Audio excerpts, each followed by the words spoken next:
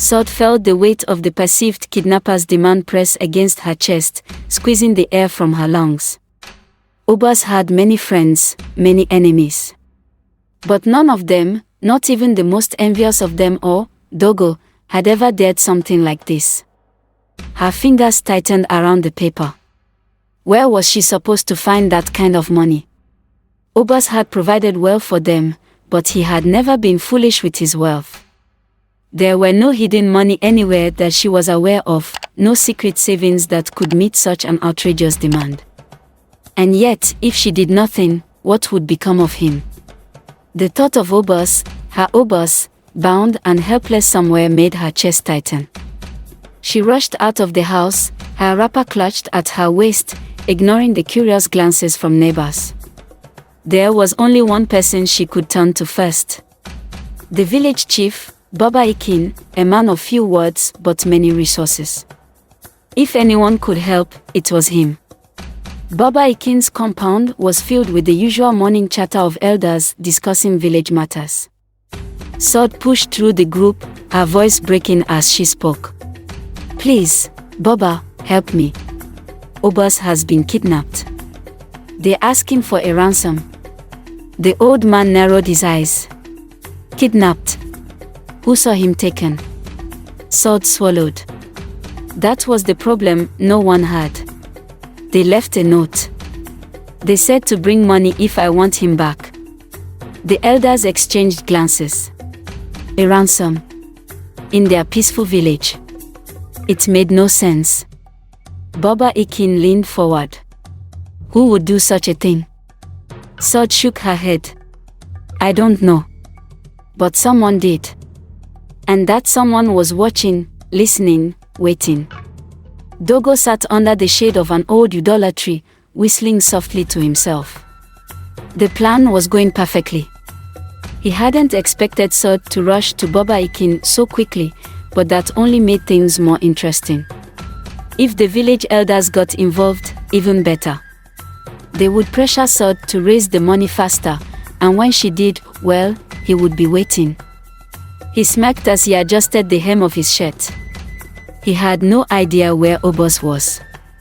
Maybe the man had run away. Maybe the gods had finally claimed him. It didn't matter. What mattered was the money. And with a woman as desperate as Sod, the money would come soon enough. His only problem now was keeping the lie alive. He had to make sure no one asked too many questions. No one could suspect that the so-called kidnappers didn't exist. Musa sat outside the barbershop, his legs bouncing with restless energy. He and Taju had barely spoken since Obus disappeared. The silence between them was heavy, filled with unspoken fears. What if the goddess took him? Taju finally whispered. Musa clenched his fist. Then we need to know for sure. Taju's eyes widened. You won't go river? Musa hesitated. The river was the last place he wanted to go, but what choice did they have? They couldn't undo what they had witnessed. And now there was no going back. If anyone had answers, it was the river goddess. Soda's desperation grew with each passing day. The village elders had sympathized, but none could provide the full ransom. She considered selling Obus's shop, but which of the villagers could afford the worth? One evening, she sat on the edge of her bed, staring at the crumpled note. Her hands ached from wringing them so much. Obus had been gone for too long. What if he was already? She shook her head. No. She could not think like that. Her heart pounded against her ribs like a trapped bird. She read the message from the kidnappers over and over, hoping they would change, hoping they would reveal something more. But they didn't. They only stared back at her, mocking her helplessness. Obus was gone, swallowed by something unseen, and now someone, a faceless tormentor, was asking for a ransom. But who? Obus had never mentioned enemies. He was well liked, respected, even feared by some. Yet, in the dark corners of the village, whispers had already begun to spread. Her stomach twisted. The money. Where would she find that much? She squeezed her eyes shut, fighting the wave of panic that threatened to consume her. The door creaked. She gasped, her head snapping up. It was Abini, the elderly widow from 2 compounds away. "I heard," Abini said, stepping into the room, her voice barely above a whisper. "I heard about the ransom." Sod swallowed hard. "What should I do?" Abini sighed, settling on the wooden stool beside her. "First, you must ask yourself, who gains from Obus's disappearance?" The question sent a shiver down Sod's spine.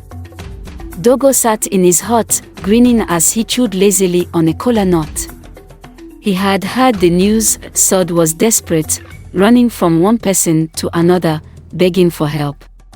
Good. He stretched, feeling pleased with himself. The ransom note had been a stroke of genius. It didn't matter that he had no idea where Obus was. If Sod believed her husband was in danger, she would find the money. And when she did, Dogo would make sure it ended up in his hands. "Obus," he muttered, chuckling. "You think you can eat alone?" He had waited too long, watching his old friend grow richer while he remained just another man in the village, scraping by. That time was over. But there was one problem. The boys Musa and Taju. They had been too quiet. And quiet people were dangerous.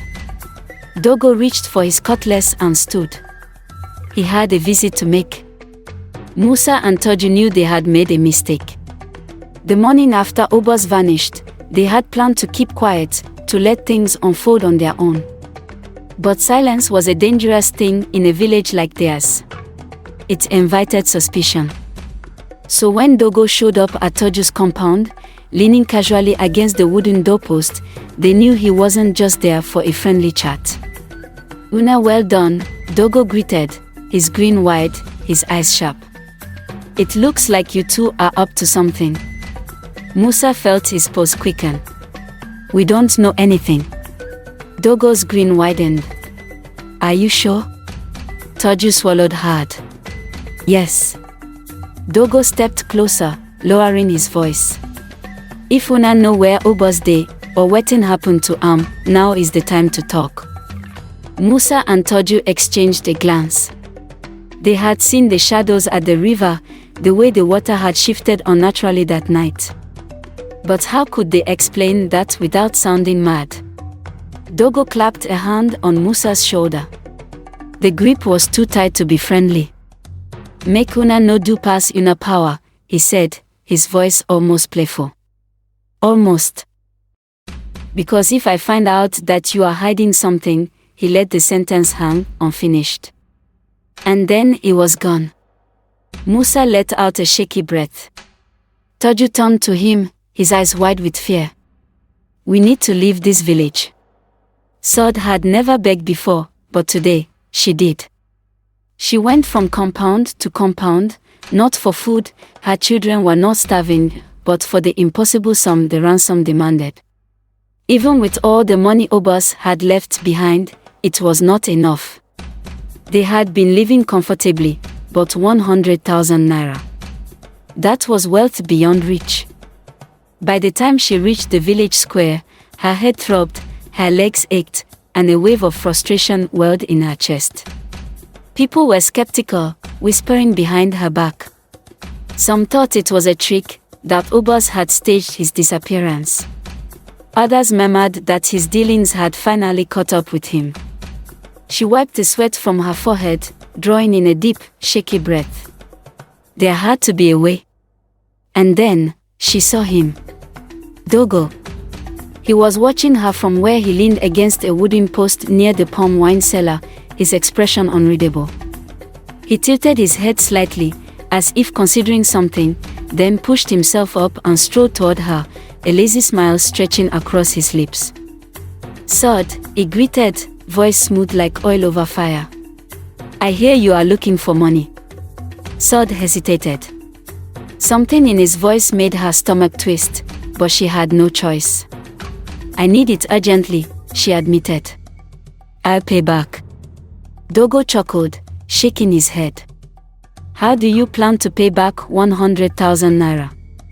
You want to sell a piece of land? Or you've got some secret I don't know? His eyes flickered with something unreadable, something dark. Soda's fist tightened at her sides.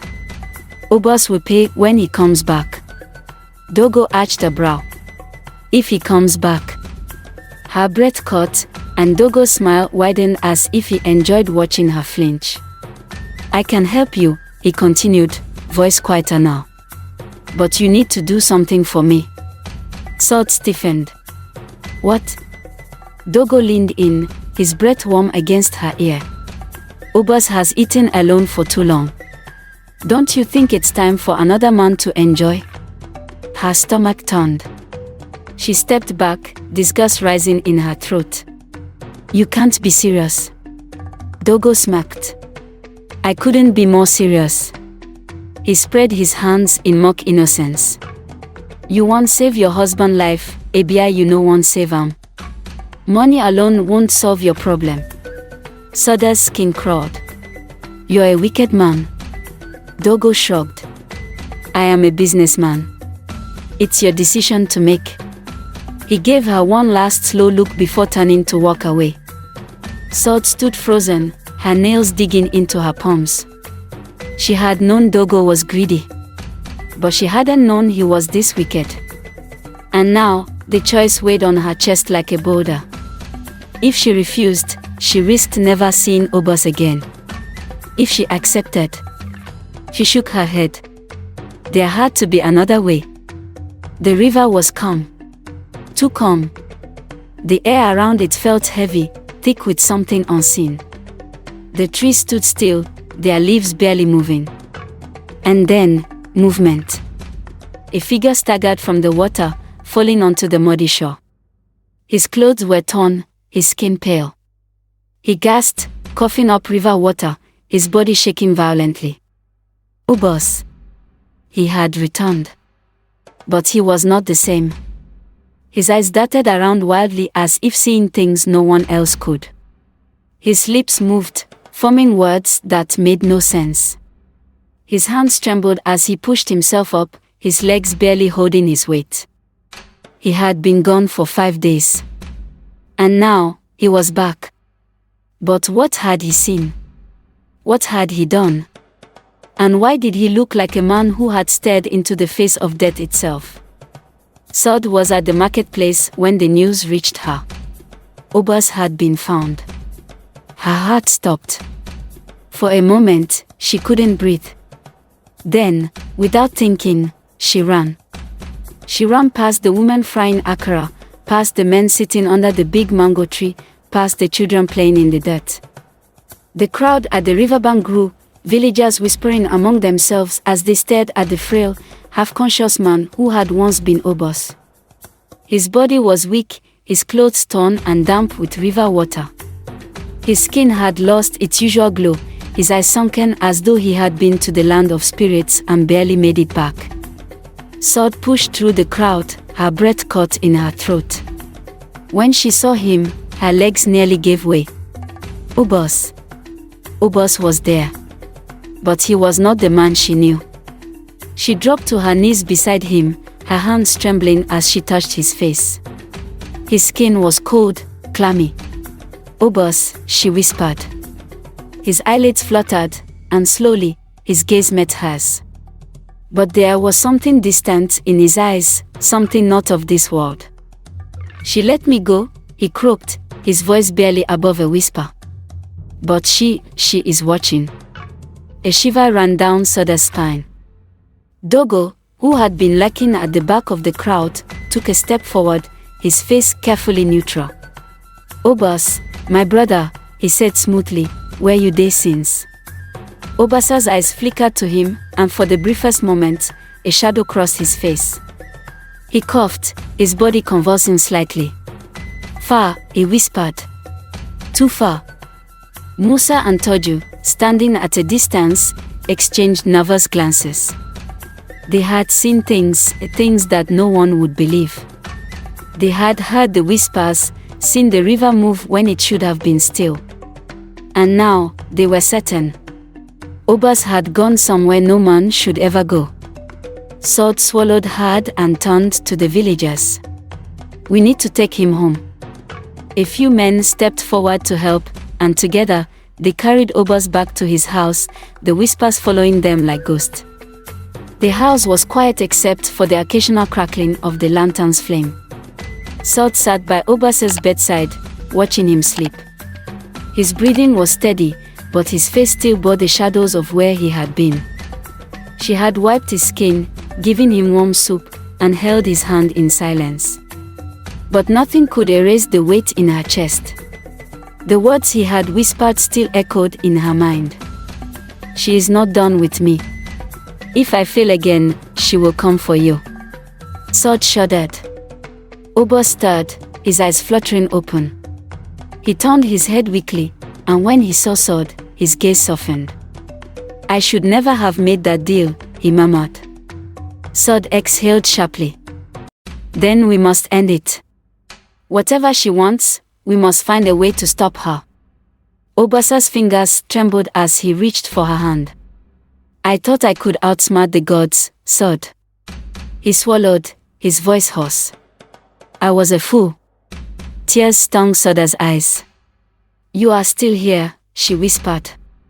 You can put things right. Obus closed his eyes, exhaustion pressing down on him. He did not know how to free himself. But if there was one thing he knew, it was that he would not let the goddess take anything more from him. He had paid his price. This had to end. Dogo paced outside, irritation simmering beneath his skin. Obus had returned. And worse, Sod had not come running to him in desperation. He had waited too long, watching Obus enjoy wealth that should have been his. And now, just when he thought his plan was working, Obus had reappeared like a man spat out by the gods. But Dogo was not done. If he could not take Obus's wealth through ransom, he would find another way. He glanced toward the house, his fingers twitching. Obus was weak. And a weak man was easy to finish. Morning light streamed through the window. Obus sat up slowly, his head still heavy. Sod placed a bowl of warm millet porridge before him. You need to regain your strength, she said gently. Obus took a spoonful, swallowing with effort. He had spent 5 days in darkness, trapped between the world of the living and the realm of spirits. He had fought to return. But now, he had to fight for something else. He had a family to protect. We need to go to the priest, he said suddenly. Sod's eyebrows furrowed. The shrine priest. Yes. His grip on the spoon tightened. She will not stop haunting me unless something stronger drives her way. Sod hesitated. You really think he can help? Obus met her gaze. If I do nothing, she will come again. He shuddered. And next time, she will not return me. Sod nodded. They would find a way to break this curse. The village priest's hut was dark, filled with the thick scent of burning herbs. Obus sat before him, his hands clenched into fists. You made a deal with the river goddess, the old man said, his deep voice carrying no judgment. And now, you wish to be free. Obus swallowed. Yes. The priest studied him for a long moment. Then, he reached for a bowl of ash, sprinkling it before them. The spirits are restless, he murmured. You broke the balance, and now you must set it right. Obus exhaled. How? The priest leaned forward. You must renounce her. Fully. And you must destroy what binds you to her. Obus stiffened. The hair. Every offering he had ever made, it was still out there. And unless it was burned, he would never be free. Obus and Sod returned home that night, their minds racing. They needed to destroy the hair. But they were not the only ones who had come to a decision that night. Dogo stood outside Obus's shop, watching the locked door. If he could not take what he wanted, then he would ruin it. He pulled out a small bottle, the liquid inside dark and dangerous. Fire! Obus woke to the scent of smoke. Sod gasped beside him. Obus, the shop. They rushed outside. Flames licked at the sky, the barbershop engulfed in a raging fire. Villagers shouted, throwing buckets of water, but the fire roared like something alive, consuming everything in its path. Obus took a step forward, his breath caught in his chest. The hair. The offerings. They were inside. Sod clutched his arm. Obus. He didn't hesitate. He ran. The heat was unbearable. Smoke stung his eyes, his throat raw from the acrid air. Obus stumbled through the burning shop, his heart pounding. The hair. It had to be here. He found the wooden box in the corner, the one where he had kept his offerings before every visit to the river. It was half burnt, the edges blackened, but inside, the strands of hair remained. He grabbed it. Then, with every ounce of strength left in his body, he flung it into the heart of the fire. The flames roared higher. A gust of wind howled through the shop. And then, a sudden silence. As if something had lifted. The fire crackled, but the presence that had lingered around Obus for so long was gone. He had broken free. The sun had barely risen when Dogo was found. He had been lurking near the ruins of the shop, watching from a distance. But the villagers had seen him. They knew. By midday, the elders called for him. His plan had failed. And now, he was the one who would face the village's wrath. Obus sat outside his home, his hands wrapped around a cup of warm tea. Sod sat beside him. "You're free," she whispered. Obus exhaled. Yes. The river had no claim over him anymore. The goddess had taken what she wanted, but he had taken back his life. He turned to Sod, his voice steady for the first time in days. "I'm so sorry I had to put you and the kids through all this," he said remorsefully. "I thought I was doing the best for us." Shade had a painful smile. "It's okay. You are here now and we are fine. That's all that matters. We start again," Obus said. Sod smiled softly, squeezing his hand. "Yes. We do." And as the first light of dawn touched the village, Obus knew this was his second chance. If you enjoyed this story, don't forget to like, share, and subscribe to the Moral Compass so you never miss another tale that challenges the mind and stirs the soul. Hit the notification bell so you're the first to know when the next story drops. Thank you for watching. See you in the next one.